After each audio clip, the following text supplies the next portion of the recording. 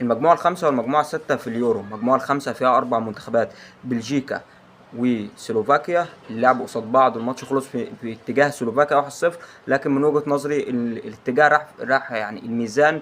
رغم ان بلجيكا في المباراة دي كان اتقل وسجل هدفين، وكان الهدفين اوفسايد، لكن يظل بلجيكا كانت مشكلة في المباراة دي هي الفردية فقط لا غير كده. بلجيكا هنشوفها من المتأهلين في المجموعة دي. الجنب التاني اوكرانيا، وجنبه قصاده رومانيا. رومانيا عملت مفاجأة بالثلاثية. رومانيا بالنسبة لبقية المنتخبات على مستوى اليورو كله هي من المنتخبات المبهمة بصورة كبيرة جدا، بسبب ان مفيش لعيبة على مستوى اوروبا عالي. عندك الاتنين لعيبة، اللاعب رقم 21 واللاعب رقم 20، ابهروني في المباراة الاولى، وشايفهم هيكونوا انطلاقة قوية. اللاعب رقم 21 بيلعب في ضمك الدوري السعودي، فمبهم بالنسبة لبقية اللعيبة. اللاعب رقم 20 لاعب بارما دينيس مان، من اللعيبة اللي هترجع لك ارث هاجي على مستوى رومانيا.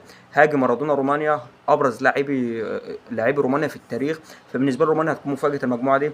اوكرانيا هتطلع بره الحسبان خالص. هنشوف المجموعه دي احسن توالت، هنشوف سلوفاكيا يصعد. في المجموعه الاخيره او المجموعه السادسه، برتغال، تشيك، وعندك جورجيا، وعندك تركيا. تركيا ابهر الجميع. تركيا عندها لعيبه رغم ان الاسماء مش كبيره قوي، باستثناء ان نقول اردا جولر اللي سجل هدف هو الابرز على مستوى الجوله الاولى في اليورو بالكامل.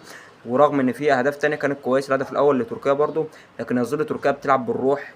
كل اللعيبه بتلعب على قلب رجل واحد، ودي بيفرق مع تركيا. شفناها قبل كده في يورو كتير، خصوصا يورو 2008. فتركيا هتفرق في المجموعه دي وهتصعد من المجموعه دي.